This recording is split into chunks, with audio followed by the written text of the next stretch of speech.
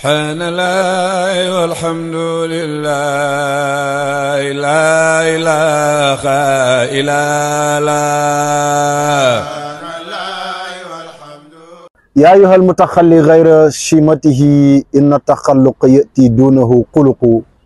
بوكلك يا أيها المتخلي غير شيمته ومن سجيته الإكسار والملق بوكلك تاي كني سخلا يا أيها المتخلي غير شيمته أقصر وليس وجود العين كالأثر هذه ميادين كعدون غلوتها حمارك الأعور المهزول ذو الدبر بوكي كو دغ لول خامني ñongi ci gor yalla gu mag gog nga xamni moy Cheikh Sidi Mokhtar Kunti mu def tadmin moy an yasta'ira ash-sha'ir baytan aw abyatan min qasidati al-ghayr yati biha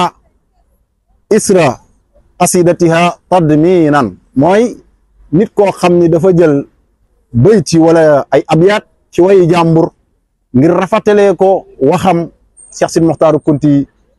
ibn Wadiba mo ñëk wax ibn Wasiba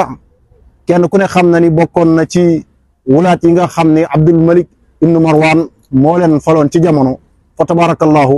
mu ñëw nag daan ne yaa ayyuhal mutaxalli gayra chimatihi yow mi nga xam ne yaa ngi jikko-jikkaloow loo xam ne du sa jikko nga koy jéem a jikko-jikkaloow ngir nax nit ki wala ngir wor nit ki waman sajyatuhu ak ki nga xamante ne melokaanam al iksaaru wax ju bari rek la te du jëf wal malaqu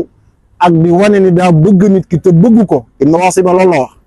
yaa ayyuhal mutaxalli gayra chimatihi inna taxalluqa yati duunahu xuluqu Abul Muhammad ni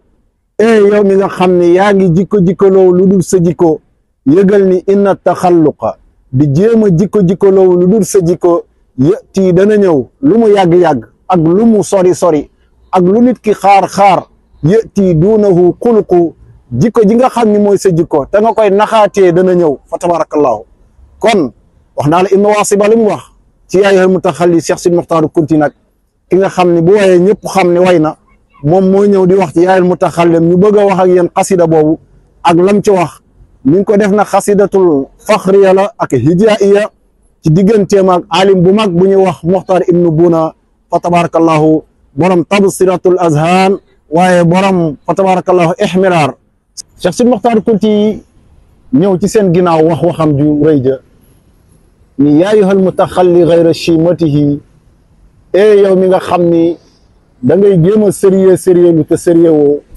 Cheikh ni yaa ayyuhal mutaxalli gayra chimatihi yow mi nga xam ni da ngay dëggu lu te dëggu woo Cheikh ne yaa ayyuhal mutaxalli gayra chimatihi yow mi baax lu te baaxoo di baax lu ngir tromper te baaxoo waaye Cheikh Sidi Mokhtar ne di dëgg lu ngir ñu wax ni da ngaa dëgg te dëgg woo soo waxee fii lii bu subaa nga wax fële lële